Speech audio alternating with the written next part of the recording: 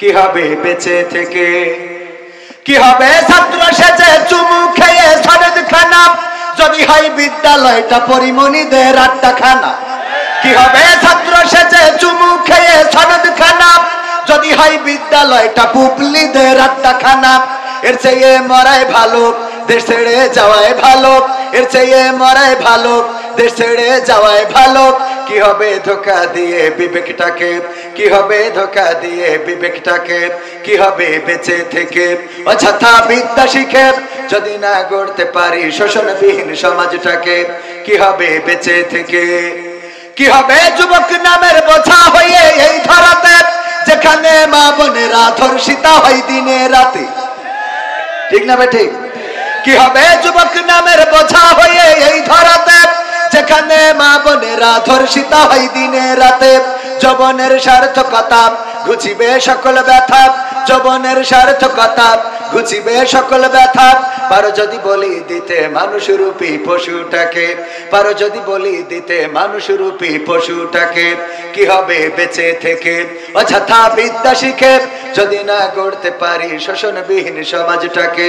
কি হবে বেঁচে থেকে, কি হবে লেখালেখি কলমবাজির ওই মহড়া, সমাজের আসল চিত্র যদি না যাই তুলে ধরা। কি হবে লেখালেখি কলমবাজির ওই মহড়া, সমাজের আসল চিত্র যদি না যাই তুলে ধরা।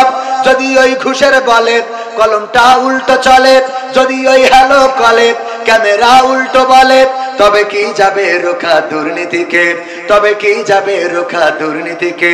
কি হবে বেঁচে থেকে অযথা বিদ্যা শিখে, যদি না গড়তে পারি শোষণবিহীন সমাজটাকে।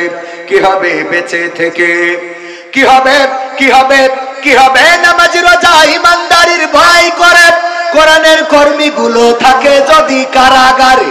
কি হবে নামাজি রোজা ইমানদারির ভয় করে, কোরআনের খাদেম যারা তারা যদি থাকে কারাগারে। মসজিদের কোণে বসে জিকির যত করো কষে, মসজিদের কোণে বসে তাসবিহ যত টানো ঠেসে, এভাবে যায় না পাওয়া আল্লাহকে। ঠিক না বেঠি? এভাবে যায় না পাওয়া আল্লাহকে। কি হবে বেঁচে থেকে অযথা বিদ্যা শিখে, যদি না গড়তে পারি শোষণবিহীন সমাজটাকে। কি হবে বেঁচে থেকে, কি হবে আলেম হয়ে ইমাম সেজে মসজিদেতে, পারো যদি সত্য কথা উচ্চ স্বরে না বলিতে। কি হবে আলেম হয়ে ইমাম সেজে সমাজেতে, পারো যদি সত্য কথা উচ্চ স্বরে না বলিতে। চাকরি ভাই করো যদি ছেড়ে দাও ইমামতি, চাকরি ভাই করো যদি ছেড়ে দাও ইমামতি। কি হবে ধোঁকা দিয়ে আল্লাহকে, কি হবে ধোঁকা দিয়ে আল্লাহকে। কি হবে বেঁচে থেকে অযথা বিদ্যা শিখে, যদি না গড়তে পারি শোষণবিহীন সমাজটাকে। কি হবে বেঁচে থেকে, কি হবে নেতা হয়ে জনবলে ঘাড় ফুলিয়ে, দড়া টানা গরম দেখে যদি থাকো ঘরে শুয়ে। পালাবো না, পালাবো না, কিন্তু নেত্রী চলে গেলে আমাদেরও দেখা পাওয়া যাবে না। ঠিক না বেঠে? কি হবে নেতা হয়ে জনবলে ঘাড় ফুলিয়ে, রাজপথ গরম দেখে যদি থাকো ঘরে শুয়ে। এর চেয়ে সেজে গুজে ভিলেনের সঠিক পদে, এর চেয়ে সেজে গুজে ভিলেনের সঠিক পদে, দিয়ে দাও অভিনয়ে জীবনটাকে, দিয়ে দাও অভিনয়ে জীবনটাকে। কি হবে বেঁচে থেকে অযথা বিদ্যা শিখে, যদি না গড়তে পারি শোষণবিহীন সমাজটাকে। কি হবে বেঁচে থেকে, কি হবে আকাশ ছোঁয়া বিলাসবহুল বাড়ি গাড়ি, না খেয়ে কত মানুষ পরপারে দিচ্ছে পাড়ি। কি হবে আকাশ ছোঁয়া বিলাসবহুল বাড়ি গাড়ি, না খেয়ে কত মানুষ পরপারে দিচ্ছে পাড়ি। আজরাইল আসবে যবে মাটিতেই পড়ে রবে, আজরাইল আসবে যবে মাটিতেই পড়ে রবে। কোনো কাজে লাগবে না ওই প্রাসাদটাকে, কোনো কাজে লাগবে না ওই প্রাসাদটাকে। কি হবে বেঁচে থেকে অযথা বিদ্যা শিখে, যদি না গড়তে পারি শোষণবিহীন সমাজটাকে। কি হবে বেঁচে থেকে, কি হবে, কি হবে পুরুষ হয়ে জন্ম নিয়ে বাংলাদেশে, যদি যাই ক্ষমতাটা ঘুরে ফিরে নারীর হাতে। কি হবে পুরুষ হয়ে জন্ম নিয়ে এই দেশেতে, যদি যাই ক্ষমতাটা ঘুরে ফিরে নারীর হাতে। কি বা জবাব দেবে, কিভাবে মুখ দেখাবে, কি বা জবাব দেবে, কিভাবে মুখ দেখাবে আমাদের আগামী সেই প্রজন্মকে, তোমাদের আগামী সেই প্রজন্মকে?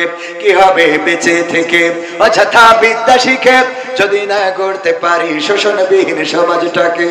কি হবে বেঁচে থেকে? ঠিক না বেঠে? কথাগুলো আমার লেখা নয়, মরহুম আইনুদ্দিন আল্লাহ জাদ রাহিমাহুল্লাহ আমার উস্তাদ, কলরবের প্রতিষ্ঠাতা, তার লেখা।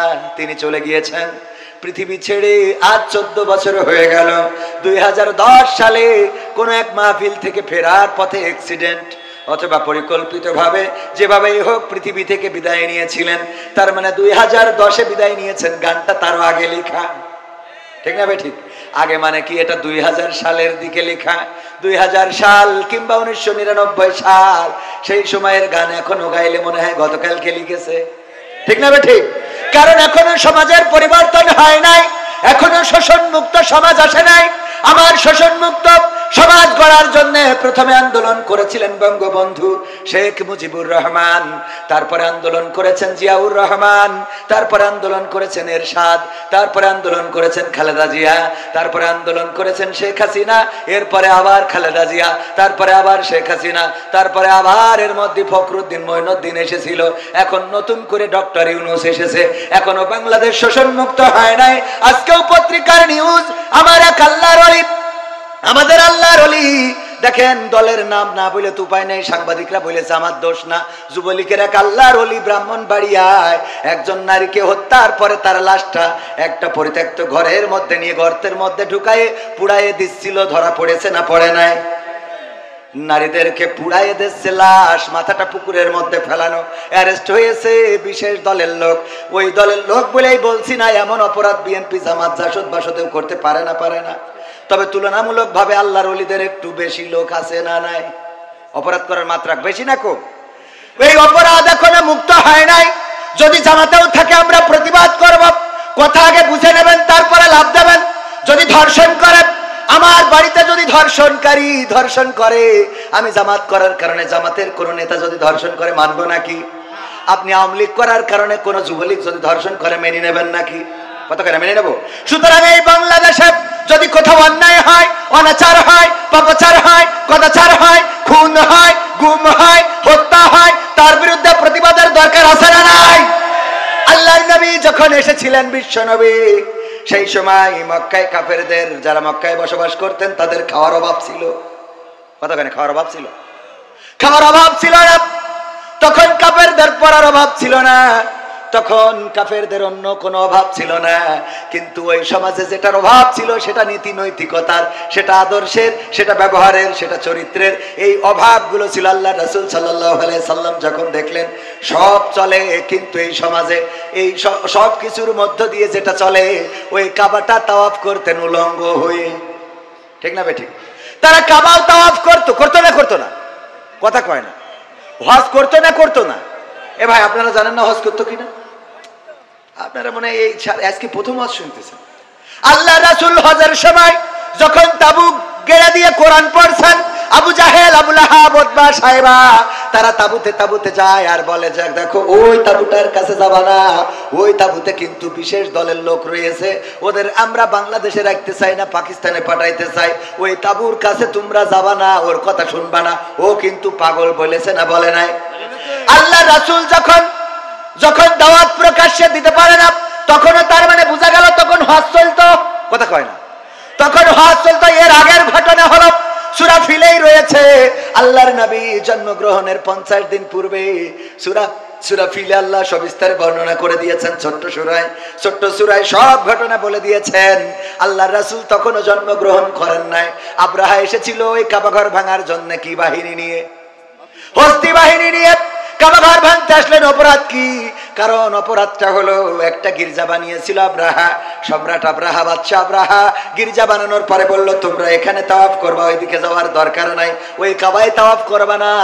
ওই কাবাবাসী তাওয়াফ তো করলই না, বরং কাবার প্রেমে তারা এত পাগল ছিল, আল্লাহর প্রেমে এত পাগল ছিল যে তারা ওই কাবার মালিককে তো ছাড়ে নাই, বরং বাদশা ওই যে কি আব্রাহা ও যে গির্জাটা বানিয়েছিল সেই গির্জায় ঢুকে পায়খানা করলো, আব্রাহার মিজাজ গেল খারাপ হয়ে, যে মানলি না হাগলি কেন, এটা কথা কি বোঝা গেছে? মানিসনি ভালো কথা, এখানে পায়খানা করে গেলি কেন? এই অপরাধ, এই রাগ, এই ক্ষোভ থেকে হস্তি বাহিনী নিয়ে আসলো কাবা ঘর ভাঙার জন্য। তার মানে রাসূল জন্মের পূর্বেও ওই কাবা তাওয়াফ করতো না? কাবাকে ভালোবাসার মানুষ ছিল না? কথা কয় না, ছিল না? ছিল মানে কি? রাসূলের দাদা, রাসূলের চাচা, রাসূলের আব্বার নাম আব্দুল্লাহ মানে গোলামটা কার?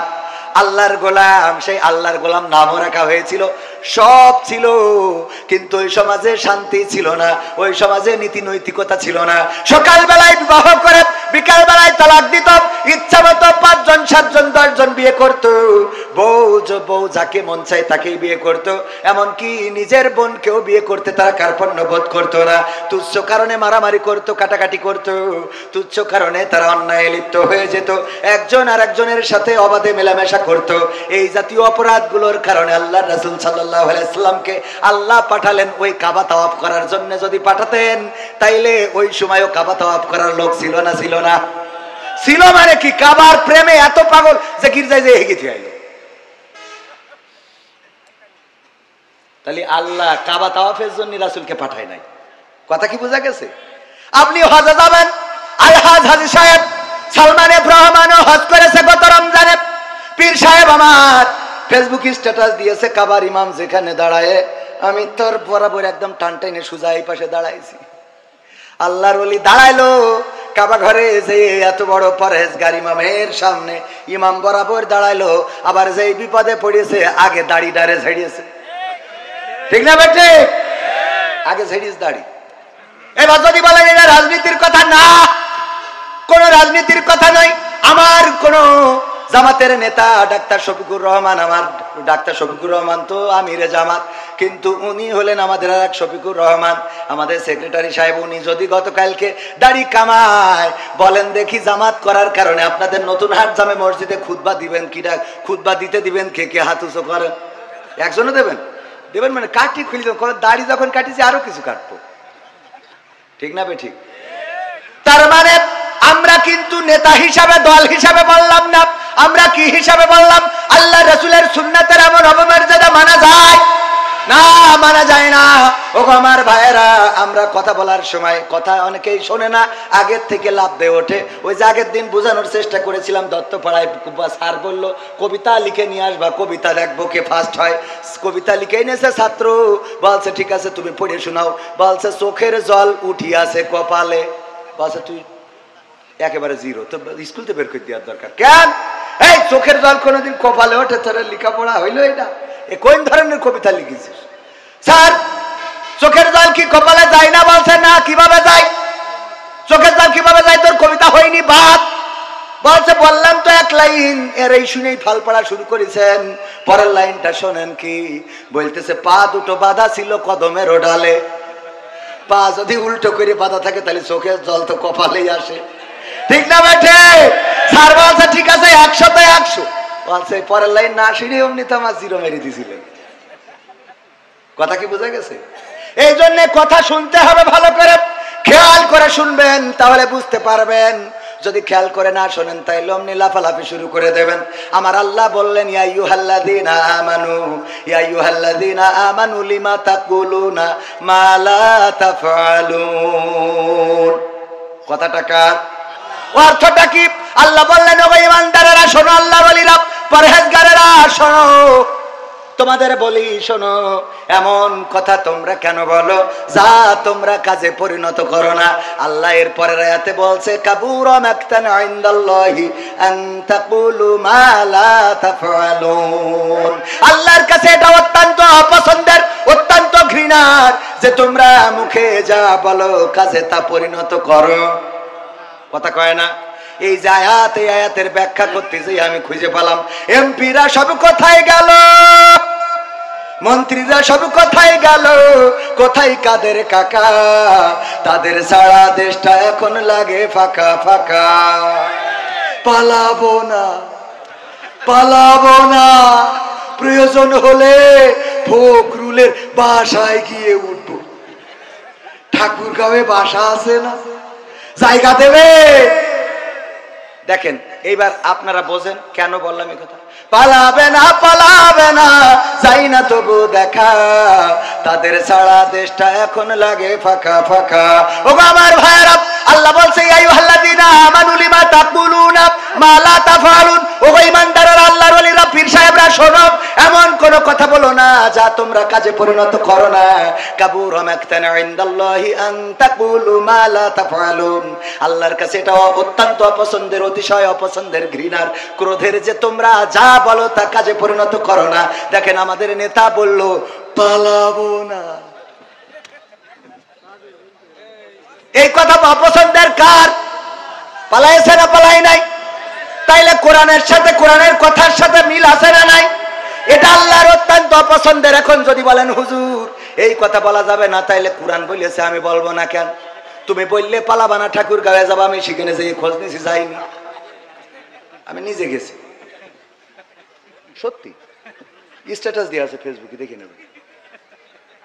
এখানে গেলেন না, আবার বললেন পালাবেন না। এবার দেখেন পরহেজগার 80 রাকাত 90 রাকাত তাহাজ্জুদ না পড়ে আমার স্বামী উসমান হাফিজাহুল্লাহ, উনি তো ঘুমাতে চান না, এই আল্লাহর ওলি, সে বলল খেলা হবে, খেলা হবে, আসো খেলবো। যেই ছাত্ররা খেলার জন্য দাঁড়াইলো সেই তো আল্লাহর ওলি নেই। তাহলে আল্লাহ বলছে কাবুরা মাকতান ইনদাল্লাহি আন তাকুলু মা লা তাফআলুন।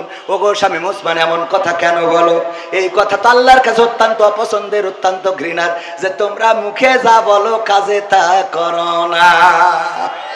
অথচ দেখেন অপর দিকে যারা বলেছে এই মাটি আমাদের সম্পদ, এটা তিতুমিরের মাটি, এটা শাহজালালের পুণ্যভূমি, এই জমিনে রক্ত ঝরেছে, আমার শহীদদের রক্ত লেগে আছে, 71-এ রক্ত দিয়েছি, এই জমিনে আল্লাহর ওলিরা ঘুমারো, এই জমিনকে অতন্দ্র প্রহরীর মতো পাহারা দেব।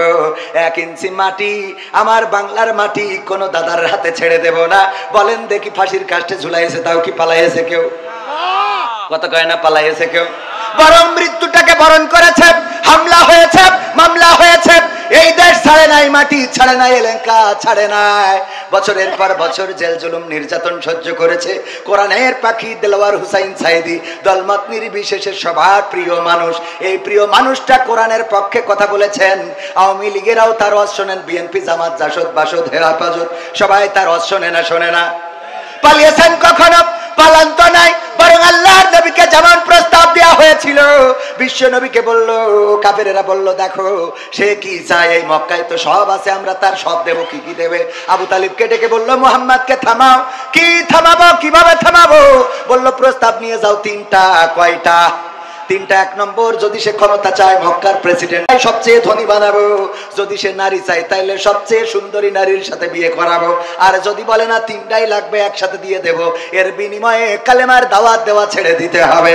আল্লাহর নবী সাল্লাল্লাহু আলাইহি সাল্লাম বললেন যে এই জন্যই আমি বসে আছি। কথা কয় না? কয় ঠিক? আল্লাহর নবী এই জন্যই বসেছিলেন? নাউজুবিল্লাহ, বলেন নাউজুবিল্লাহ। এই যে ওয়াজ আমার শ্রোতাকে, আমি মাঝে মাঝে পরীক্ষা নিই যে যারা শ্রোতা এরা দেখি কিরাম ওয়াজ শুনে, আবেদ মানে কি, মানে ওয়াজের পরীক্ষায় একটু করবো, আপনাদের করবো, রাজি? দেখা যাক, জীবনে তো কবে পরীক্ষা দিয়েছেন? 5 4 পড়ি, আমিও অনেক আগে দিয়েছি ছোটবেলায়, তো একটা পরীক্ষা হয়ে যাক, রাজি? আল্লাহ রাব্বুল আলামিন হঠাৎ করে মুনকার নাকিরকে খুঁজে পাচ্ছে না। আরে বাবা কি বিপদ, কত মানুষ মারা গেছে, কবরে যে সওয়াল করতে হবে, আর সেই সওয়ালের জবাব দেবে মানুষেরা। মান রব্বুকা ওয়া মান দিনুকা ওয়া মান নাবিয়ুকা, তোমার রবকে, তোমার দিন কি, তোমার নবীকে। কিন্তু মুনকার নাকির তো হারাই গেছে, খুঁজে পাচ্ছে না। আল্লাহ রাব্বুল আলামিন ফেরেশতা একদল তদন্ত কমিটি বানাইলো, বলল 3 সদস্য বিশিষ্ট তদন্ত কমিটি, তোমরা তাড়াতাড়ি চলে যাও, খোঁজো, খুঁজে দেখো এক্ষুনি এত লাশ ঢিবে পড়ে গেছে, ও কখন কি হবে আনে। ওরে বাবা, এই পৃথিবীতে খুঁজে পায় না। হঠাৎ করে দেখে বাগদাদে আব্দুল কাদের জিলানির কবরে মুনকার নাকিরের হাত পিছনে নিয়ে পিঠ মোড়া দিয়ে বাইন্ধে রেখেছে। আল্লাহর কাছে যেয়ে বলল, আল্লাহ মুনকার নাকিরের খুঁজে পাবো কি করে? আল্লাহ, ওই যে বাগদাদে দেখলাম তোমার এক বান্দার কবরে পিঠ মোড়া দিয়ে বাইন্ধে থুয়ে দিয়েছে। আল্লাহ বলছে যা ওই বান্দার কাছে জিজ্ঞাসা করো তার দাবিটা কি, কি জন্য বান্দেছে, কি করলি ছাড়বে, তাড়াতাড়ি করে ছেড়ে দিতে বলো। এসে জিজ্ঞেস করছে আল্লাহর বান্দা তুমি কে? আমি আব্দুল কাদের জিলানী। কেন বেঁধে রেখেছ? এই দুইজন আমাদের দুইজন মুনকার নাকির ফেরেশতা, সারা দুনিয়ায় কত লাশ দেড়ি পড়ে গেছে, কখন প্রশ্ন করবে? আল্লাহ বলল ছেড়ে দিতে, কয় না ছাড়া হবে না, ছাড়া হবে না। অপরাধ কি তাদের? অপরাধ হলো আমার কবরে ঢুকেছে কিন্তু সালাম দিয়ে প্রবেশ করে নাই, এই জন্যে বেঁধে রেখেছি। এখন কি করতে হবে? এখন কি করতে হবে? আল্লাহর কাছে যেয়ে বলো এই অপরাধে বেঁধে রেখেছি। আল্লাহর কাছে যেয়ে ফেরেশতারা বলেছে আল্লাহ আব্দুল কাদের জিলানী সালাম দেয় নাই অপরাধে, তাদের হাত পিছনে দিয়ে হাত করা, ওই যে হাত মুড়া দিয়ে একেবারে কায়দা করে বেঁধে রেখেছে, ছাড়বে না। বলছে যাও যে প্রস্তাব দাও যে আর কি করলি ছাড়বে, সে কি চায়, তার দাবি দাবা কি, দাবি মেনে নেওয়া হবে। তখন আব্দুল কাদের জিলানীর কাছে এসে ফেরেশতারা বলতেছে ও আব্দুল কাদের জিলানী, আল্লাহ পাঠিয়েছে, কোন দাবি আছে আপনার, সেই দাবি আল্লাহ পূরণ করে দেবে। তখন আব্দুল কাদের জিলানী বলতেছে দেখো আল্লাহরে যেয়ে বলো, আল্লাহরে যেয়ে বলো আল্লাহ জানো এই বাগদাদে যত কবরবাসী আছে সব কবরবাসী গুলোকে আল্লাহ চিরজীবনের মতো কবরের আযাব মাফ করে দেয়। এই কথা যখন ফেরেশতারা যেয়ে বলেছে ওগো আল্লাহ আব্দুল কাদের জিলানী গোটা বাগদাদে যত কবরবাসী আছে সব কবরকে ক্ষমা করে দিতে বলেছে, আর কোনো কবরে আযাব দেয়া যাবে না। তখন আল্লাহ রাব্বুল আলামিন আব্দুল কাদের জিলানীকে ডাক দিয়ে বললেন ওগো আব্দুল কাদের জিলানী শোনো, তুমি আজকে আমারে যে বিপদে ফেলেছো আব্দুল কাদের জিলানী, আজকে তুমি আমারে ছোট্ট একটা শাস্তি দিয়েছো, একদম নরমালে ছেড়ে দিয়েছো। অথচ তুমি যদি বাগদাদ না বলে, তুমি যদি বলতে মাশরিক থেকে মাগরিব পর্যন্ত যত মানুষ এই পৃথিবীতে চিরজনমের মতো বিদায় নিয়েছে আর কিয়ামত পর্যন্ত যারা বিদায় নিয়ে চলে যাবে তাদের ক্ষমা করে দাও, আমি আল্লাহ বাধ্য হয়ে গেছিলাম ক্ষমা করার জন্য, তবে তুমি শুধু বাগদাদের মানুষের ক্ষমা চেয়েছো, আমি আল্লাহ ক্ষমা করে দিলাম। বলেন সুবহানাল্লাহ। সুবহানাল্লাহ বলেছেন কয়জন? হাত তোলেন। নারায়ে তাকবীর। বলেননি কয়জন? নারায়ে তাকবীর। এবার আপনারা বলেন কারা ফেল কারা পাস? এই ফেরেশতার বান্দার মতো শক্তি, হ্যাঁ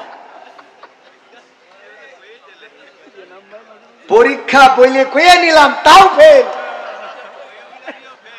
হ্যাঁ আল্লাহরে বিপদে ফেলার মতো শক্তি কারো আছে? নাউজুবিল্লাহ বলবেন না? বলেন নাউজুবিল্লাহ। মানে সুর দিয়ে বললে ওরে বাবা সুবহানাল্লাহ পড়ার জন্য মন ডাকু পাকু করে, ঠিক না ভাই? ঠিক। ও আল্লাহ হুজুর কত সুন্দর কারে রে, এই ওয়াজ শুনে সুবহানাল্লাহ পড়লেন ভাইরা আমার। আকলটারে কাজে লাগাতে হবে, বিবেকটারে কাজে লাগাতে হবে।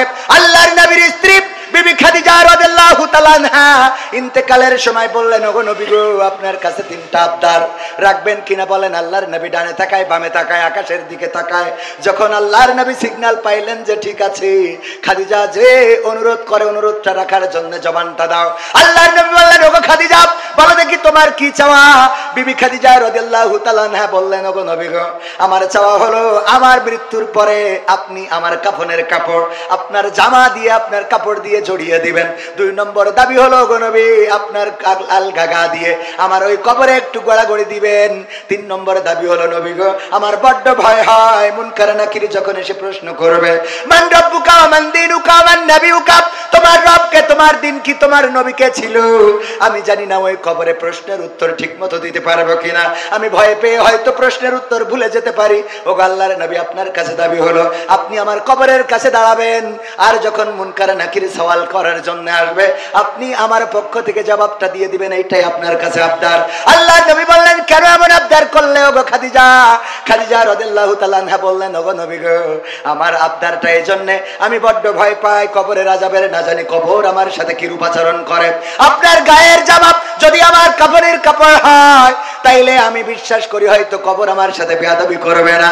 যদি আপনি আমার কবরে একটু গড়াগড়ি দেন, বিশ্ব নবীর দেহ মোবারক ওই কবরের মধ্যে পড়েছিল, ওই কবর হয়তো বেয়াদবি করবে না।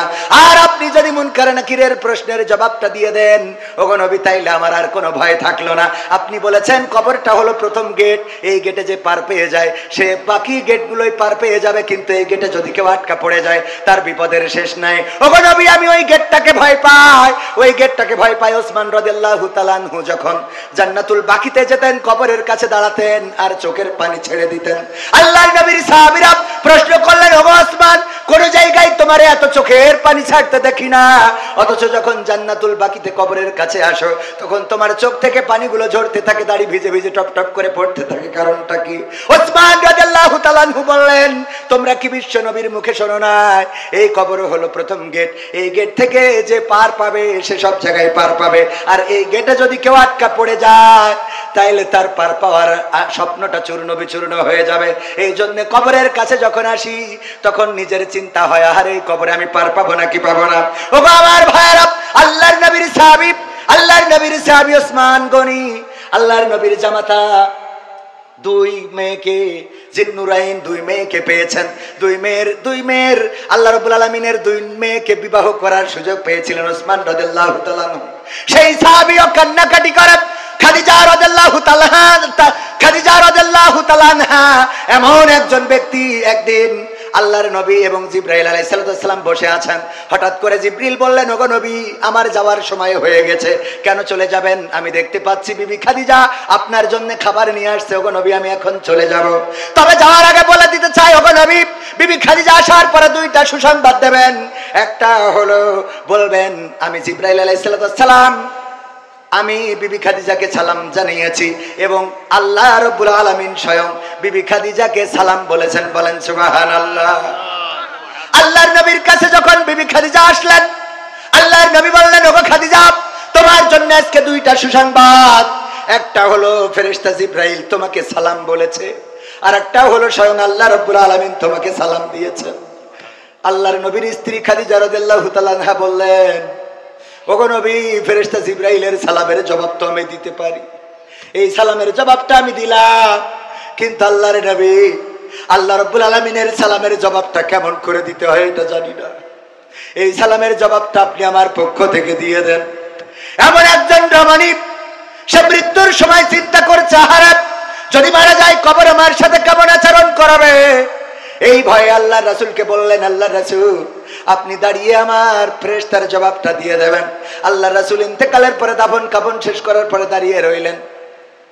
সবাই চলে গেল, আল্লাহ রাসূল দাঁড়ানো, কারো সাহস নেই ডাকার। হাসান হুসাইন, আল্লাহর নবীর ফাতেমা, কন্যা ফাতেমা কান্নাকাটি করে। সম্ভবত তখন হাসান হুসাইন হয় নাই, আমার জানা নাই। আমি হাসান হুসাইন বলতে গেছি, এটা আসলে ফাতেমা রাদিয়াল্লাহু তাআলা আনহার নাম বলতে যে ওই নাম চলে এসেছে। নবীর কন্যারা কান্নাকাটি করে। ফেরেশতা জিবরাইল এসে বললেন, আল্লাহর নবী, আপনি তাড়াতাড়ি করে বাড়িতে যান, আপনারা আহলবর্গকে সান্ত্বনা দেন। বিবি খাদিজাকে হারিয়ে কান্নাকাটি করে তার সন্তানেরা, যে তাকে সান্ত্বনা দেন। আল্লাহর নবী বললেন, ওগো জিবরাইল, তুমি তো এসেছো, এখনো তো মুনকার নাকির আসে নাই। আমার পরে ওসিয়াত, খাদিজা বলেছে মুনকার নাকির আসলে আমি যেন তার প্রশ্নের জবাব দিয়ে দিই, এখনো পর্যন্ত আসলো না, আমি দাঁড়িয়ে আছি। ফেরেশতা জিবরাইল বললেন, ওগো নবী, আপনি বাড়িতে যান। যে খাদিজা কবরের মুনকার নাকিরের প্রশ্নের জবাবের এত ভয় পেয়েছে, আল্লাহ রাব্বুল আলামিন আরশে আজিম থেকে ওই খাদিজার হয়ে সকল প্রশ্নের জবাবটা করে দিয়েছেন। বলেন সুবহানাল্লাহ। আল্লাহর নবীর এমন এমন সাহাবীরা কবরকে ভয় পেত। আর আব্দুল কাদের জিলানী রাহিমাহুল্লাহ, তিনি একজন আল্লাহর ওলি, এটা ঠিক আছে, কিন্তু তার কবরে সালাম দেয় নাই বলে হাত মুড়া দিয়ে বেঁধে রেখেছে। কেন দাফন কাফন করার সময় কি দড়ি দিছিল সাথে? এইটুকু তো চিন্তা করা লাগে, কথা কয় না। যাই হোক, ফেল করাতে কোনো অসুবিধা নেই। আমাদের দোষটা কি? সুর দিয়ে আমিও ফেল করেছিলাম। এই অজদিন আমার অ্যাডভোকেট এনামুল হক মুহতারাম চাচা যান, উনি আমার মাদ্রাসায় পাল্লা মোকামতলায়, তখন আমরা ছোট, উনি বললেন আমি একটা পরীক্ষা নেব। তো উনি একটা পরীক্ষা নিয়েছিলেন, অবশ্য ওয়াজটা করেছিলেন অন্য ভিন্ন আর একটা ঘটনা বলেছিলেন। সেই ঘটনায় যে দম করে জীবন দিয়ে দিল, দম করলো, একজন কান্নাকাটি করতেছে লাশ নিয়ে, যে আমার সন্তান মারা গেছে, স্বামী মারা গেছে। এই একটা পুতা ছেলে, আমাদের যশোরের ভাষায়, অন্য দেশের ভাষায় নাতি বলে, যে আমার নাতিটা বেঁচে ছিল, তাও আল্লাহ নিয়ে গেল। তখন পীর সাহেব একটু দম করলেন, তারপরে ফু দিলেন, তো দাঁড়িয়ে গেল। বলেন সুবহানাল্লাহ। হ্যাঁ, তাও সুবহানাল্লাহ বলেছি। আমরা ওই দিন সুবহানাল্লাহ বলেছিলাম, এর জন্য ফেল করেছিলাম। আমরা ওয়াজ শুনবো, কিন্তু বুঝে শুনে হাত উঁচু করবো, মনে থাকবে? সুবহানাল্লাহ আলহামদুলিল্লাহ কোন জায়গায় বলতে হয় এগুলো যদি না বুঝি, ওই যে উদাহরণ দিতে যে মাঝে মাঝে প্রায়ই বলি, এখন যে টাকা কালেকশন করতেছে, দত্তপাড়ায় বলেছিলাম যে 50,000 টাকা দেওয়ার মতো কেউ কি আছেন? কেউ কথা বলে না। হুজুর সুদ দিয়ে দিয়ে বলার একজন তো জিম আছে। হুজুর বলছে 50,000 টাকা দেওয়ার মতো কোন আল্লাহর ওলি আছেন নাকি? আমি দোয়া করে দেব। বলেন হাত উঁচু করেন। কেউ হাত উঁচু করে না, দোয়া করবো বাপ দাদা দাদা দাদি নানা নানি 14 গোষ্ঠী যেন জান্নাতে থাকে। কেউ হাত তোলে না, তোলে না, তোলে না। এবার হুজুরির হয়ে গেছে রাগ, সুর দিয়ে বাদ দিয়ে এবার চিল্লাইনো শুরু করে দিয়েছে। 50,000 টাকা দেওয়ার মতো এই ধোপা খোলায় একজনও নাই, হাত উঁচু করেন। মানে ঘুমেতে উঠে হাত উঁচু করেন শুনে, ধমক শুনে হাত উঁচু করে বসে আছে। বলছে নাম কি? ওবায়দুল কাদের। আল্লাহ ওবায়দুল কাদের 50,000 টাকা করলো দান, তুমি বাড়িয়ে দাও, সম্মান নিয়ে খায়াত দাও। পিতা মাতা দাদা দাদি নানা নানি 14 গোষ্ঠী যারা কবরে আছে ক্ষমা করে জান্নাত দিয়ে দাও। ও তো বলছে আল্লাহ কাল বিড়ি না খেলে তো হাগাও হবে না, অথচ সেইটা কিনার টাকাও নেই। 50,000 টাকা দোয়া আমি কনে রাখবো? 50,000 টাকা দোয়া করে দিলে মার খাওয়ার ভয়তে কিছু বলে নাই। পরের দিন জুম্মার দিন আমার খতিব ডাক্তার, আমার খতিব জনাব মাওলানা শফিকুর রহমান স্যার, উনার কাছে যে বলছে হুজুর গো বিপদে তো পড়েছে, একটু ফতোয়া দিতে হবে। কি ফতোয়া? ওই যে মাহফিল হচ্ছিল ধূপ খোলায় না ধূপা খোলায়, আমি ওখানে ধূপা খোলায় ওখানে 50,000 টাকার জন্য হুজুর কালেকশন করছিল। আমি হঠাৎ করে ঘুমায় পড়িলাম, খেয়াল করিনি। হুজুর যখন বলেছে হাত উঁচু করেন, আমি উঠে পরে হাত উঁচু করেছি, কিন্তু তার আগে বলেছে 50,000 টাকা কিনা দেবেন, হাত উঁচু করেন। আগের লাইন ঘুমের মধ্যে চলে গেছে, জেগে উঠে দেখি হাত উঁচু করার শব্দ। হাত উঁচু করেছি, হুজুর দোয়া করে দেশ 50,000 টাকার। এখন আমার তো বিড়ি কেনার টাকাও নেই, হুজুর এখন আমি করবোটা কি? বলছে অসুবিধা নেই, টাকা না থাকলে দেবেন, কিন্তু ওটা তো ভুল ক্রমে হয়ে গেছে। কয় সেটা তো আমিও জানি, ও হাদিস আমার পড়া আছে, কিন্তু আমার ভয় হইলো হুজুর দোয়া করেছে আল্লাহ ওর মা বাপ দাদা দাদি নানা নানি 14 গোষ্ঠী যারা জান্নাত, যারা কবরে আছে আল্লাহ জান্নাত দাও। এখন টাকা যদি না দিতে পারি তাহলে ওদের কি আবার ফিরোইনে জাহান্নামে রাখবে? ওদের কি আবার ফিরোইনে জাহান্নামে রাখবে কিনা? হাত উঁচু বুঝে শুনে করার দরকার আছে না নাই? কোরআনের আলোচনায় ফিরে আসি। মনে কি আছে? আল্লাহ বললেন কাবুরা মাকতান ইনদাল্লাহি আন তাকুলু মা লা তাফআলুন। আলোচনার বিষয় এটা কোনো রাজনীতির কথা না। এই আয়াতের পরিপ্রেক্ষিতে আমার কথা হলো পালাবো না, পালাবো না, পালাবে না, পালাবে না, যাই না তবু দেখা, তাদের সারা দেশটা এখন লাগে ফাঁকা ফাঁকা। আইন মন্ত্রী আটকে গেল আইনেরই ফাঁকে, দাড়ি ছাড়া দরবেশের ভণ্ড ভণ্ড লাগে। ঠিক না বেঠে? আইন মন্ত্রী আটকে গেল আইনেরই ফাঁকে, দাড়ি ছাড়া দরবেশের ভণ্ড ভণ্ড লাগে। শুনছি কত নেতা নেত্রী খাইতেছে ভাই ডান্ডা, বিচারপতি কালামানিকের ফাটিয়েছে আন্ডা। পলকের ঝলক গেল, পলকের ঝলক গেল থামিয়ে নেটের চাকা, তাদের সারা দেশটা এখন লাগে ফাঁকা ফাঁকা, ওদের সারা দেশটা এখন লাগে ফাঁকা ফাঁকা। কই গেল সেই সংসদেতে মমতাজের গান, কোথায় গেল হযরত বলা শামীম ওসমান? কই গেল সেই সংসদেতে মমতাজের গান, কোথায় গেল হযরত বলা শামীম ওসমান?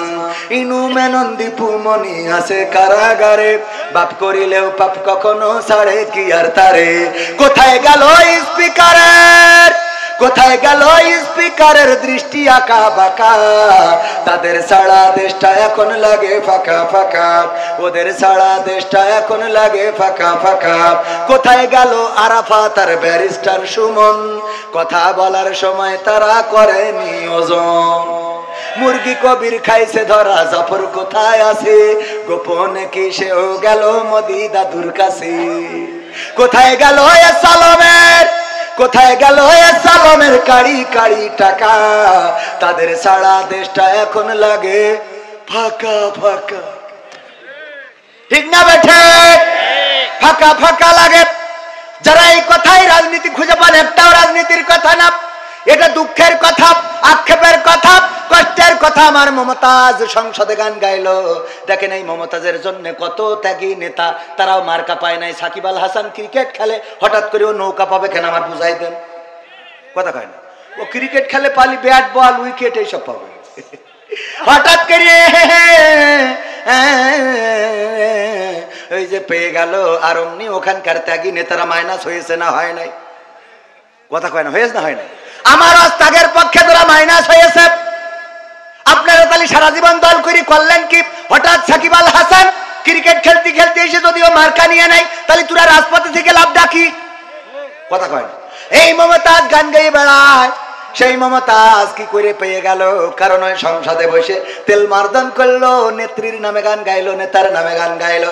আর যখন নেত্রী চলে গেল, আমার মমতাজ আপা একটা গানও গাইলো না। আমি বললাম তুই তো মনির খানের থেকে খারাপ। মনির খান যখন ওর নায়িকা চলে গেছে, অঞ্জনা অঞ্জনা তুমি থাকলে না ভাত খেলে না, কনে গেলে তুমি ঘুমাইলে না, অঞ্জনা আছে না নাই? সব গানে অঞ্জনা।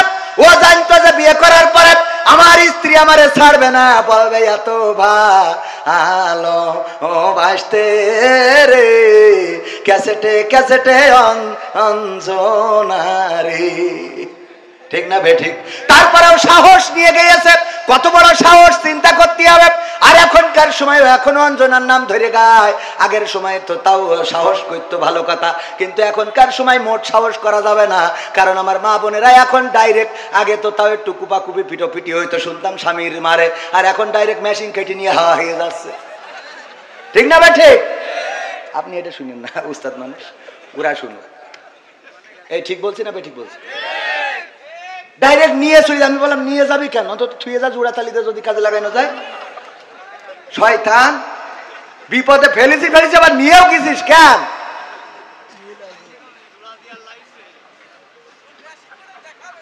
ভয়, তাহলে বুঝতে পারছেন এখন?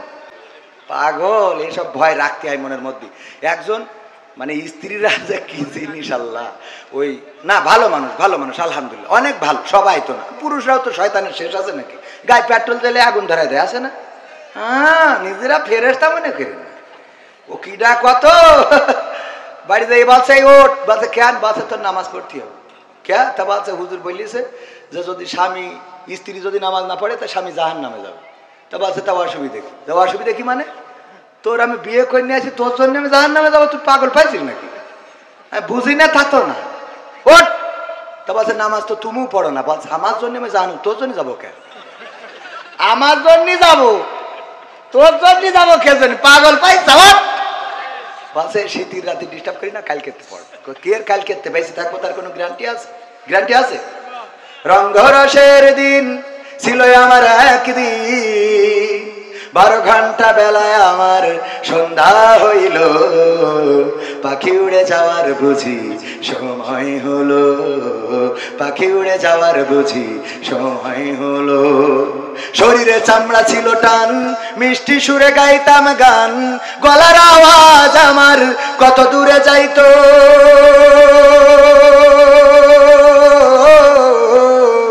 শরীরে চামড়া ছিল টান, মিষ্টি সুরে গাইতাম গান, গলার আওয়াজ আমার কত দূরে যাইতো। পাইকা গেল মাথার চুল, কথা বলতে পড়ে ভুল, পাইকা গেল মাথার চুল, কথা বলতে পড়ে ভুল, চোখে দেখি গন্ডগোল, দন্ত নড়িল, পাখি উড়ে যাওয়ার বুঝি সময় হলো, পাখি উড়ে যাওয়ার বুঝি সময় হলো। ঘন ঘন আসে দম, চোখেতে দেখি কম, ভাবে বুঝি সময় আমার ফুরিয়ে এলো। ঘন ঘন আসে দম, কানেতে শুনি কম, পিছে পিছে জাম আমার ঘুরতে লাগিল। খাটো হয়ে আসছে পাও, হীন হলো সর্বদাও, খাটো হয়ে আসছে পাও, হীন হলো সর্বদাও, ভাবে বুঝি সময় আমার ফুরিয়ে এলো, পাখি উড়ে যাওয়ার বুঝি সময় হলো, পাখি উড়ে যাওয়ার বুঝি সময় হলো। ঠিক না বে ঠিক? পুরা তো এত সুন্দর পরিপাটি, খাসায় আমার ছিল খাটি, দিনে দিনে খাসায় আমার জং ধরিল। এত সুন্দর পরিপাটি, খাসায় আমার ছিল খাটি, দিনে দিনে খাসায় আমার জং ধরিল। পুরাতন খাসাতে পাখি করে শুধু ডাকাডাকি, পুরাতন খাসাতে পাখি করে শুধু ডাকাডাকি, একদিন আমায় দিয়া ফাঁকি উড়িয়া যাইব, পাখি উড়ে যাওয়ার বুঝি সময় হলো, পাখি উড়ে যাওয়ার বুঝি সময় হলো। রঙ্গরসের দিন ছিল আমার একদিন, রঙ্গরসের দিন ছিল আমার একদিন, 12 ঘন্টা বেলায় আমার শান্ত হইল, পাখি উড়ে যাওয়ার বুঝি সময় হলো, পাখি উড়ে যাওয়ার বুঝি সময় হলো। ঠিক না বেঠে? ওগো আমার ভাইরা, বললো কাল বেঁচে থাকবো তার গ্যারান্টি কি? ওঠো, নামাজ পড়তে হবে। স্ত্রীর ওই শীতের রাত কষ্ট করে উঠাইছে, উজু করানোর পরে এবার স্ত্রী এসে বলছে, নাও বলো এখন রাত 1টার সময় কোন ওয়াক্ত কয় রাকাত নামাজ, কি সূরা পড়বো, দোয়া কি? বাসা যা হয় পড়, কে এখন আসতে কেন? এই বলো এখন রাত 1টার সময় কেন নামাজ, কেন নামাজ, কয় রাকাত, কি পড়বো, সূরা ফাতিহা? না হলে তুমি সামনে দাঁড়াও, আমি ইক্তেদাই তু ভেজাল ইমাম। ও জানে যে এই ইমাম সঠিক না, ইক্তেদাই তু কি ইমাম, ভেজাল ইমাম। সামনে যাও, আমি পিছনে দাঁড়াচ্ছি। তো বলছো ওরাম করছিস কেন, কাল কিন্তু পয়সা নে আমল করা হয়ে গেছে, আছে না নাই? আল্লাহর ওলিরা আবার বলে, হুজুর দোয়া করে দেন আমার স্ত্রী সিরিয়াল আসক্ত, যেন স্ত্রী পরহেজগার হয়ে যায়। ও যে সিরিয়াল আসক্ত, আর তুই তো 4 দোকানে, ওই যে মকসেদের দোকানে যে এক বসায় 3 ঘন্টার ওই ঐশ্বরিয়া করিনা কাপুরের ছবি মেরে তারপরে বাড়ি আসো। তুমি ঐশ্বরিয়া রায়, কারিনা কাপুর আর আমার আমির হামজা ভাই বলেছিল রাশমিকা মান্দানা দেখবা, আর তোমার বউ ওই তাহাজ্জুদের নামাজে যায়, নামাজে পড়ে তোমার জান্নাতে নিয়ে যাওয়ার জন্য দোয়া করবে। পাগল পাইছাও নাকি? কথা কয় না? তুমি ওই নে বসিতে পরিমণি মারি বেড়াবা, আমার যুবকরাও আছে বিয়ের আগে, আরে বাবা পিছনে একটা নিয়ে লাইলাতুল ফেব্রুয়ারিতে ওরে গিয়ার গদখালি, কোথায় লাইলাতুল ফেব্রুয়ারি, গদখালি, গদখালি যে বলে তুমি এসেছে বলে আকাশ এত নীল, ও আসার আগে লাল ছিল, তুমি এসেছো বলে গদখালির গোলাপ গুলো লাল হয়েছে, ও এতদিন কালো ছিল। শয়তান পাম মারা জায়গা খুঁজে পায় না। এবার বিয়ের সময় মসজিদে যায়, যে হুজুরের জুম্মার খুতবা শেষে বলে, হুজুর আপনার কাছে আইসি, আমি তো বিয়ে করার নিয়ত করেছি, তো একটা হাফেজা পাত্রী যেন পাই, একটু দোয়া করতে। তুই তাহাজ্জুদ পড়লি, ওর সাথে এর হাফেজা লাগবে কেন? কথা কয় না, দোয়া চাই আপনার কাছে, চাই মানে কি হুজুর একটা নেককার পাত্রী যেন হয়। তুই নেককার পাবি, তুই যে গদখালিতে তাহাজ্জুদ পড়াই ঘুরে আনলি, তা তোর যেটা উঠাও তো আর একজন তাহাজ্জুদ পড়াই এতে ইবাদত করি আরো 2 রাকাত বেশি পড়িয়েছে। কথা কয় না? তুমি মনে করছো ওরে বাবা পরেশগারে নিয়ে আইছি, ও না, ও খালাইতো ভাইয়ের কাছে টাকা পায়। কথা কয় না? শয়তানরা নিজেদের জন্য ভালো হওয়ার দরকার আছে না নাই? নিজের চরিত্র ভালো রাখলে তোমার জন্য আমার নারীরাও চরিত্র ভালো রাখবে। স্বামীরা যদি ভালো হয় স্ত্রীরা ভালো হবে। আজান দিলে স্বামী যদি মসজিদে যায় স্ত্রীরা উজু করে এসে যায় নামাজে দাঁড়াবে। আর যদি আল্লাহর ওলি সকালবেলা উঠে চোখ মুস্তি মুস্তি বিড়ি এক কান ধরাই নিয়ে 4 দোকানে বসে, তাইলে তো বেকায়দাও জাত গেল বলো এ কোন আজব কারখানা, জাত গেল বলো। আমাদের আকিজ কলেজের এক টিচার ছিল, বলতেছে ভাই একটা দুঃখের কথা কি বলবো, আমার চাচা ছিল সমবয়সী, বিয়ে করার পরে আমার চাচি আমার চাচার কোনোদিন কিস করতো না, মানে বাংলায় বলে চুমো খেত না।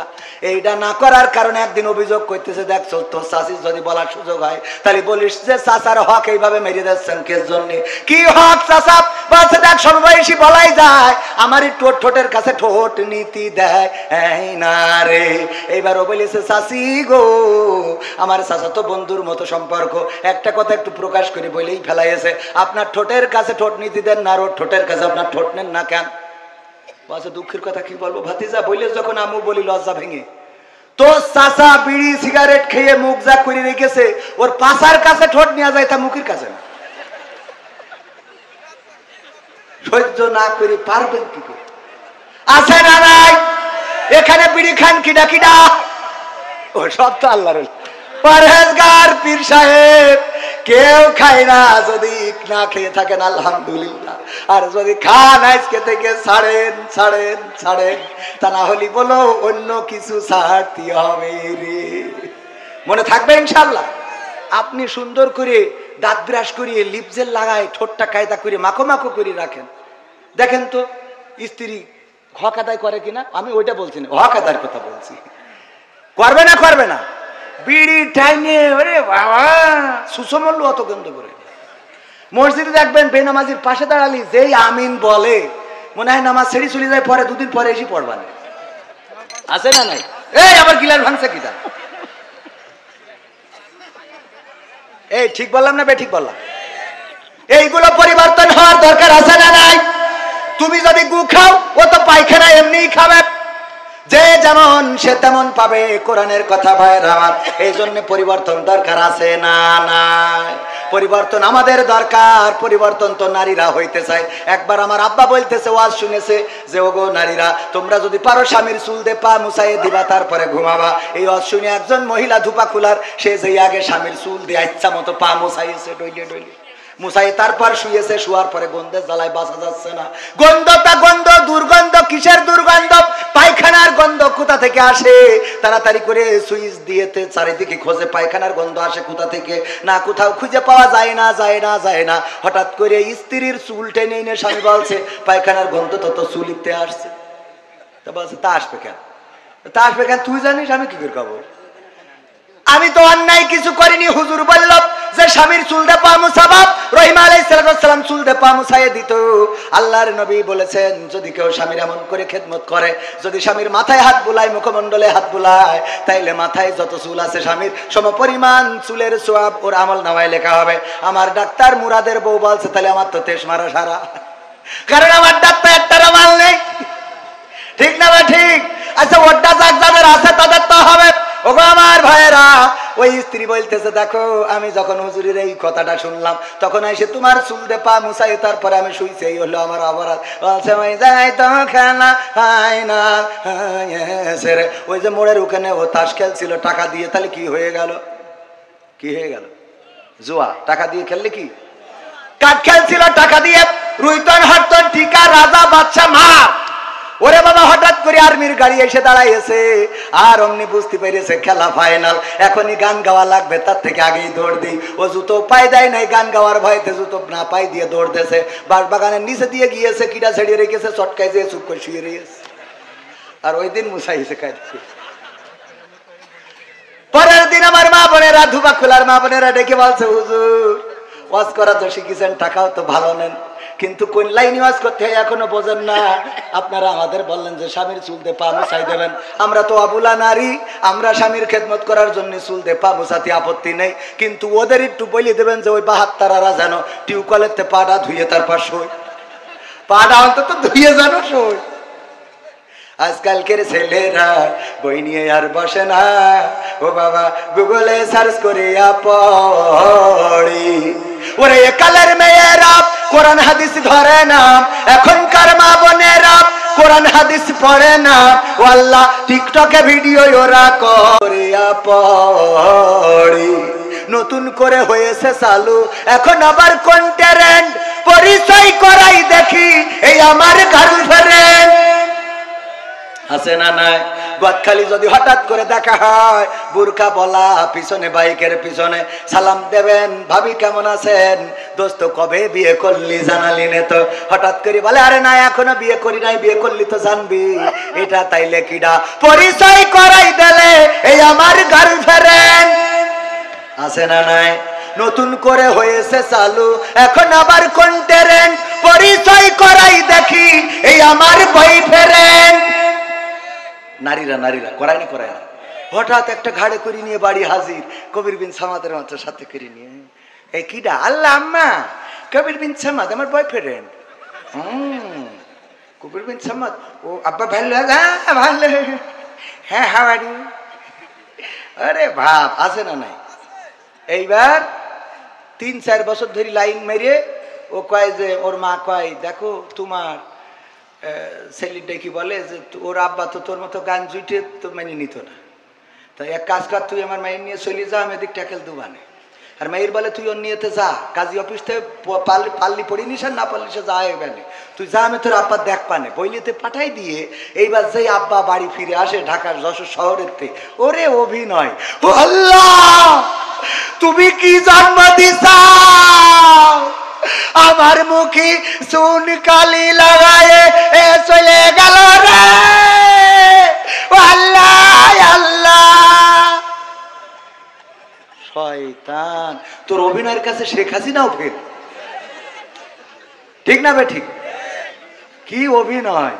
ও বলো পাঠাই দিলে যে তোর মতো গান দুইটার সাথে দেবে না, তুই আগে নিয়ে হাট কবির বিন সামান নিয়ে যা, যা হয় আমি ট্যাকেল দুবানে। ওর বুদ্ধি আছে, ওরে বাবা সদ্যর স্বামী কি জন্ম দিছাও, কি জন্ম দিছাও, আমার বাপ দাদার 14 পুরুষই এমন কিছু ঘটেনি রে, ও আল্লাহ আল্লাহ। ওর বাপ দাদা শুধু 14 পুরুষই ঘটেনি, ও তো কোন জায়গার পানি খাইয়েছো আল্লাহ জানে। হ্যাঁ হ্যাঁ হ্যাঁ ঠিক আছে। ওরে বাবা রে, এরা মনে করছে খালি শুধু এর ভয়, মনে করছে আমি রাজনীতির কথা বলবো। রাজনীতির কথা বলবো কেন? আমি কথা কয় না, রাজনীতির কথা বলার কোনো দরকার আছে? যা বলবো কুরআন হাদিসের আঙ্গিকে আছে। আমি প্রায়ই বলি, যদি মুসার কথা বলেন তা এমনি ফেরাউন আসবে, কথা কয় না। যদি আপনি নমরুদের কথা বলেন, দূর ইব্রাহিমের কথা বলেন, তা নমরুদ আসবে। বিশ্বনবীর কথা বললি আবু জাহেল। তো কোরআনের এই সমসাময়িক সময়ে যদি কথা বলি আর শফিকুর রহমান যদি বাধা দেয়, তো তার নাম বলতে হবে না, কথা কয় না। অনেকেই মনে করে এটা নো, আরে বোঝেন না, খালি ভালো করে বুঝে। আমি এসব আপনারা বলছেন আমি 12টার মধ্যে শেষ করবো, আর আধা ঘন্টা থাকা যাবে না? ইনশাল্লাহ থাকা যাবে কি না? কথা আমি এই জন্য এলাকায় দাওয়াত নিচ্ছি, খালি হুজুর এই বলেন না ওই বলেন। আমার আওয়ামী লীগরা তোমার কাছের লোক, এরা বিশ্বাস করে না। আপনাদের মনে হয়? আমি তো বলেছি কি, মুসলমানে মুসলমানে দ্বন্দ্ব করা চলবে না, সীসা ঢালা প্রাচীর হবে কখনো তা টলবে না। মুসলমানে মুসলমানে দ্বন্দ্ব করা চলবে না, সীসা ঢালা প্রাচীর হবে কখনো তা টলবে না। তবেই শান্তি পাবে, অশান্তি দূর হবে, তবেই শান্তি পাবে, অশান্তি দূর হবে। কেউ আর মুসলমানের বাজে কথা বলবে না, মুসলমানে মুসলমানে দ্বন্দ্ব করা চলবে না, সীসা ঢালা প্রাচীর হবে কখনো তা টলবে না। কে আওয়ামী, কে বিএনপি, কে জামাত ইসলাম, এটা আমাদের নয় পরিচয়, মুসলিম মোর নাম। কে আওয়ামী, কে বিএনপি, কে জামাত ইসলাম, এটা আমাদের নয় পরিচয়, মুসলিম মোর নাম। এ কথা মানলে পরে শান্তি আসবে ঘরে, এ কথা মানলে পরে শান্তি আসবে ঘরে। কেউ আর মুসলমানের বাজে কথা বলবে না, মুসলমানে মুসলমানে দ্বন্দ্ব করা চলবে না, সীসা ঢালা প্রাচীর হবে কখনো তা টলবে না। মাঝাবের লড়াই যদি চলে, শান্তি আসবে না রে ভাই কোনই কৌশলে। সাদপন্থী জুবাইর পন্থী লড়াই যদি চলে, শান্তি আসবে না রে ভাই কোনই কৌশলে। ঐক্যবদ্ধ ভাবে থাকলে শান্তি পাবে, ঐক্যবদ্ধ ভাবে থাকলে শান্তি পাবে, এছাড়া শান্তি পাবার রাস্তা কবু মিলবে না। মুসলমানে মুসলমানে দ্বন্দ্ব করা চলবে না, সীসা ঢালা প্রাচীর হবে কখনো তা টলবে, টলা যাবে। মুসলমান ঐক্যবদ্ধ থাকতে হবে। কেন থাকতে হবে? এই সমাজে সুখ শান্তির জন্য, এই সমাজে অন্যায় দূর করার জন্য, অন্যায়ের বিরুদ্ধে প্রতিবাদ করার জন্য, আল্লাহর জমিন আল্লাহর দ্বীন প্রতিষ্ঠিত করার জন্য ঐক্যবদ্ধতার বিকল্প নাই। জামাত ইসলাম যদি মনে করে নিজেদের ভোট নিয়ে ক্ষমতায় যাবে, ভোট তো হলো জামাত ইসলামের 25%, কয় পার্সেন্ট? আওয়ামী লীগ বিএনপির 35 করি প্রায় 70%, আদার্স দলের আছে 5%। তাহলে জামাত ইসলামের যদি পাশ করতে হয়, তাহলে আওয়ামী লীগ বিএনপি অন্যান্য দল থেকে আরো অন্তত 20% ভোট আসার দরকার আছে না নাই? তো এই ভোট যদি আসতে হয়, তাহলে অবশ্যই তাদের তো রাগ করি যদি সব বের করি দাদার দেশে পাঠাই দিতে হবে। যে কোটা পাঠাই দি, 2-1টা পাঠায়নি, এমনি চলে গেছে। নিজেদের দেশ না থেকে চলে গেলি, কেউ যদি রাগ করে বাড়িতে চলে যায়, তা করবোটা কি? কথা কয় না, মনের অভিমানে চলে গেছে। আমরা কিন্তু আসলে এই দেখেন আছে না, সবাই মিলেমিশে থাকাটাই দরকার। তবে দেশে অন্যায় হচ্ছে, জুলুম হচ্ছে। ওই যে আমরা দেখেছি লঞ্চের মধ্যে বালুবাহী বা পণ্যবাহী সারবাহী লঞ্চে 7 জনকে হত্যা করা হয়েছে। এখন হত্যা যেন একদম মামুলি ব্যাপার হয়ে দাঁড়িয়েছে। আওয়ামী সরকার ক্ষমতায় থাকতেও মোটামুটি জবাবদিহিতা ছিল, কিন্তু এখন যেন অপরাধের কোনো জবাবদিহিতা নাই। আপনারা একমত নাও হতে পারেন, না হইলেও করার কিছু নেই, অন্যায়ের বিরুদ্ধে বলবো, তাতে যদি এই সরকার আবার ধরে নিয়ে যায় তাও অসুবিধা। কথা ঠিক না বে ঠিক? তো ভয় পাই না, কেন পাই না? আগের সরকার তাহাজ্জুদ পড়ি ভোট নিয়েও থাকতে পারি না, এরা তো নামাজই পড়ে না, ঠিক না বে ঠিক? সুতরাং ভয়ের কোনো কারণ আছে? এই 7 জনকে কেন হত্যা করা হলো, এই তথ্য উদ্ঘাটন করা রাষ্ট্রের দাবি। যারা হত্যা করেছে অন্যায় ভাবে, আমরা দেখেছি ওই লঞ্চের ক্যাপ্টেন, তার মেয়ের বিবাহ আছে, বিবাহ অনুষ্ঠান হবে, কিন্তু মেয়ের বিবাহে থাকতে পারে নাই। অনেকের সংসার, পরিবার, সন্তান আছে যাদেরকে অন্যায় ভাবে হত্যা করা হলো। কেন হত্যা করা হলো, কিভাবে হত্যা করা হলো, এটা অবশ্যই অতি দ্রুত তদন্ত করে তাদেরকে শাস্তির আওতায় আনার দরকার আছে না নাই? তাদেরকে শাস্তির আওতায় না আনলে এইভাবে হত্যাকাণ্ড বাড়তেই থাকবে, বলেন ঠিক কিনা? এরপরে আমার ব্রাহ্মণবাড়িয়া মানেই তো কুপাকুপির একটা জেলা, ছোটখাটো বিষয় নিয়ে দাবল্লভ নিয়ে আগের মতো লড়াই করে, যদিও ব্রাহ্মণবাড়িয়ায় অনেক ভালো মানুষও আছেন আলহামদুলিল্লাহ। এই ব্রাহ্মণবাড়িয়ায় আজকেও যে ঘটনা ঘটেছে, যে একজন যুবলীগের নেতার সন্তান, সে পরিত্যক্ত একটা ঘরে দেহ মাথাবিহীন লাশকে গর্তের মধ্যে ঢুকায়ে পুড়াচ্ছিল। রাজহাঁস খুঁজতে যেয়ে ওখানে যখন ধোঁয়া দেখেছে, জিজ্ঞেস করেছে কিসের ধোঁয়া, বলেছে পাতা পুড়াচ্ছি। কয় কিসের পাতা একটু দেখতে চায়, দেখতে দেয় নাই, মারার হুমকি দিয়েছে। পরে গ্রামবাসী একসাথে হয়ে সেখানে যাওয়ার চেষ্টা করেছে, বাধা দিয়েছে, পুলিশকে খবর দিয়েছে, যে দেখে একটি মাথাবিহীন লাশ পুড়ানো হচ্ছে গর্তের মধ্যে ঢুকিয়ে। এই লাশ পুড়ানোর যে অপরাধ এবং এই লাশটাকে পুড়ানো হচ্ছে, এটা জাহিলি সমাজকেও হার মানায়, বলেন ঠিক কিনা? এমনকি ওই মাথাটা পরবর্তীতে পুকুরে খুঁজে পাওয়া গেছে। মাথাটা একটা 50 বছর বয়সী নারীর। এই নারীকে ফজরের সময় ডেকে নিয়ে কি কারণে হত্যা করা হয়েছে এখনো পর্যন্ত সাংবাদিকরা জানাতে পারে নাই, তবে হয়তোবা জানাতে পারবে এবং জানানো উচিত। এই হত্যাটা যদি অন্যায়ভাবে হয়ে থাকে, যদি না অবশ্যই অন্যায়ভাবে হয়েছে, সেই হত্যার বিরুদ্ধে সোচ্চার হওয়া শুধু নয়, বরং অপরাধীদের দৃষ্টান্তমূলক শাস্তির দরকার আছে না নাই? মুক্তিযোদ্ধাকে লাঞ্ছিত করা হয়েছে কোথায় জানেন কিনা? 14 গ্রামে। কোথায়?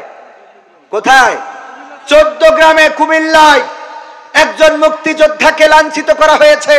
আমি বলেছি মুক্তিযোদ্ধা হিসাবে তার লাঞ্ছিত করার অপরাধ, এটা অবশ্যই অপরাধের মধ্যে পড়ে।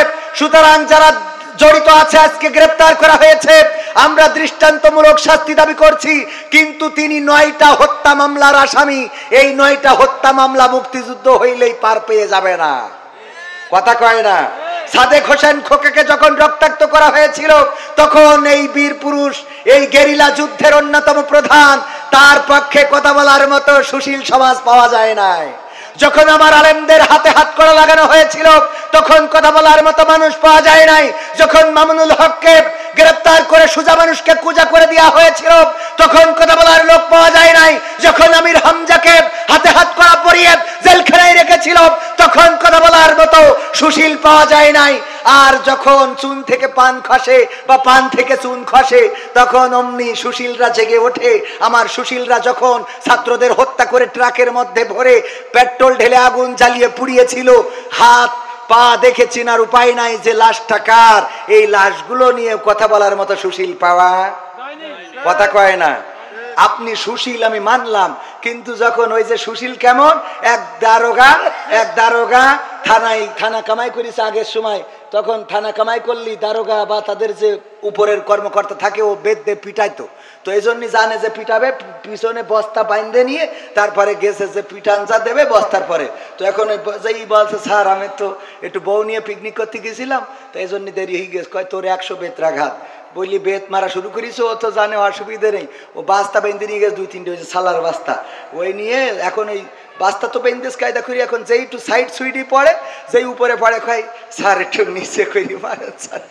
এবার যেই নিচে পড়ে কয় স্যার একটু করে উঁচু করি মারেন স্যার, স্যার একটু ডানির দিকে চাপাই মারেন স্যার, স্যার একটু বাদ দিকে, মানে ওর বাস্তার পরে পড়তে হবে। কথা কি বোঝা গেছে? কথা বোঝেননি তো? আমাদের কাজ হলো বাস্তার পরে পড়া লাগবে। ডানি বলেন বাই বলেন বাই বলেন, আমার কথা হলো বাস্তার পরে পড়লে হবে না। সুশীল হলি কায়দা মতো সব জায়গায় সুশীলগিরি দেখাইতে হবে। সুশীলগিরি সব জায়গায় দেখাই না বলে এই সমাজের অপরাধ কমছে না, বলেন ঠিক কি? আমরা তারা যারা জুলুমের বিরুদ্ধে প্রতিবাদ করি, নাটোরে মন্দিরে হামলা হয়েছে, বলা হচ্ছে যে ডাকাতরা ছিনতাই করতে যে হামলা করেছে একজন সেখানে থাকা প্রতিবন্ধী মানুষ বা মানসিক চাহিদা সম্পন্ন মানুষ, তাকে হত্যা করা হয়েছে। আমি ব্যক্তিগতভাবে তার বিচার চেয়েছি এবং এটার বিচার করতেই হবে। বলেন ঠিক কিনা? কারণ আমার দেশে মন্দিরে হামলা হবে এটা আমরা মানব না।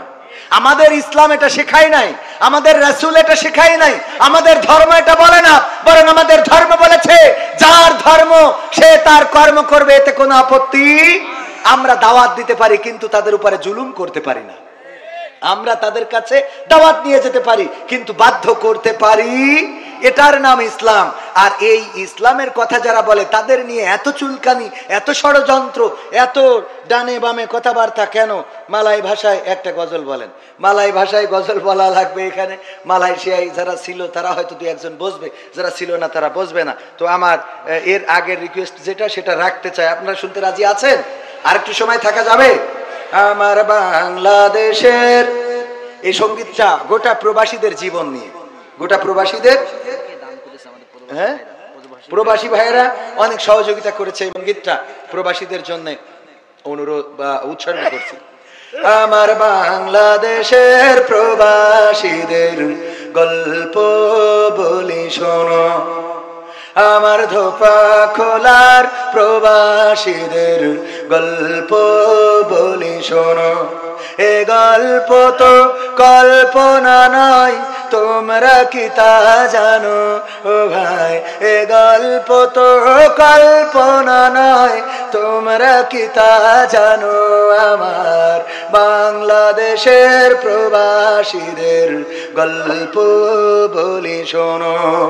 পল্লী গায়ের দুরন্ত ছেলে বাপে ডাকে খোকা, হঠাৎ করে ঢুকলো মাথায় বিদেশ যাওয়ার পোকা। রোগে শোকে ক্লান্ত পিতা খাটার নাই উপায়, বেকার ছেলের এমন কথায় বাবাও দিল সাই। ক্ষেতের জমি হালের গরু বিক্রয় করে দিয়ে